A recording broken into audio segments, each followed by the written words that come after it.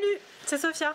Dans la vidéo d'aujourd'hui, je vais vous montrer comment je plante les deux gros bacs qui sont derrière moi pour l'automne et l'hiver.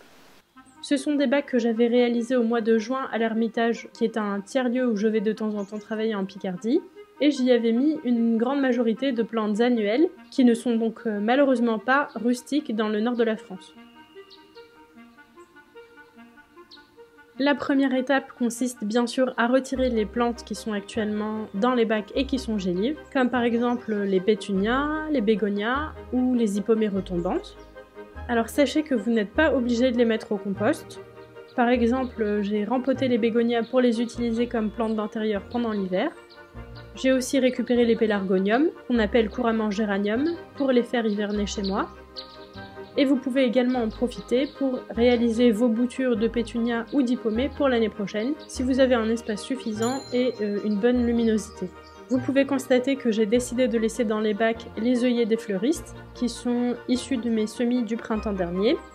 Et j'ai décidé de conserver ces œillets des fleuristes dans les bacs, parce que la texture fine de leurs feuilles, et aussi la couleur un peu vert bleuté va très bien aller avec ma sélection de plantes pour les bacs d'automne. Et justement, c'est le moment de vous parler des plantes que j'ai choisies pour ces potées. Pour l'hiver, j'avais envie de tons un peu froids et givrés, donc c'est parti pour une sélection de plantes dans ces tons-là.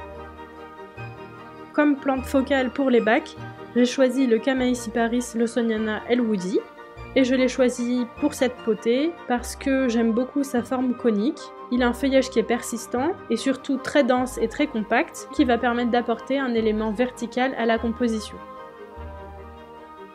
La deuxième plante que j'ai sélectionnée, c'est le cinéraire maritime Silverdust, qui est une variété plutôt basse qui va monter jusqu'à peu près 20 cm de hauteur.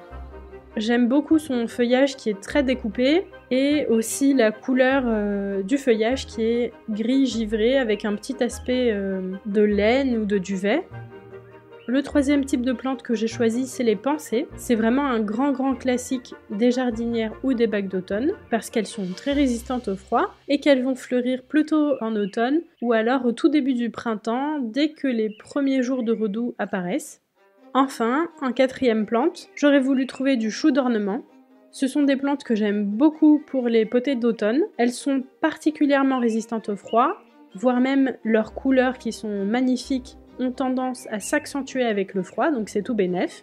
Vous avez aussi des feuillages qui vont être assez différents parmi les choux d'ornement. Malheureusement, quand j'ai été faire mon shopping en jardinerie pour ces bacs, je n'en ai pas trouvé. Donc figurez-vous qu'à la place, j'ai choisi des plants de laitue. Et j'ai sélectionné une variété de laitue feuille de chêne qui va venir se colorer avec les températures froides dans des tons de rouge, d'où son nom de laitue grenadine.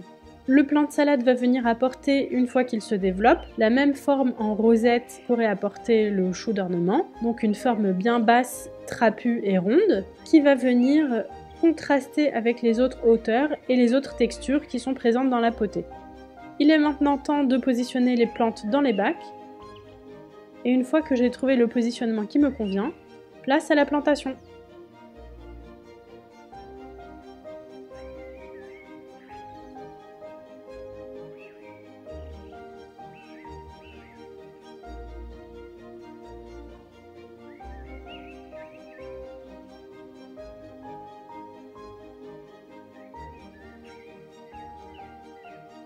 Et voilà, les bacs pour l'automne-hiver sont plantés. Je ne sais pas si vous avez remarqué, mais ces bacs sont une transition vers des bacs où il y a plus de vivaces. Donc l'idée c'est de baisser les coûts d'entretien de ces jardinières au fur des saisons, en ayant une base de plantes vivaces à feuillage persistant, et ensuite de pouvoir simplement ajouter une couronne d'annuelles qui vont venir apporter vraiment un punch de couleur. Vous êtes assez nombreux à être nouveaux sur la chaîne, donc j'en profite pour vous souhaiter la bienvenue et également pour remercier Marion de la chaîne Marion Botanicole qui a eu la gentillesse de me recommander dans un de ses derniers vlogs. C'est une période un peu étrange de transition professionnelle et personnelle pour moi en ce moment, mais vous pouvez vous attendre à des vidéos plus fréquentes à partir de la fin de l'année et du début de l'année prochaine. A plus!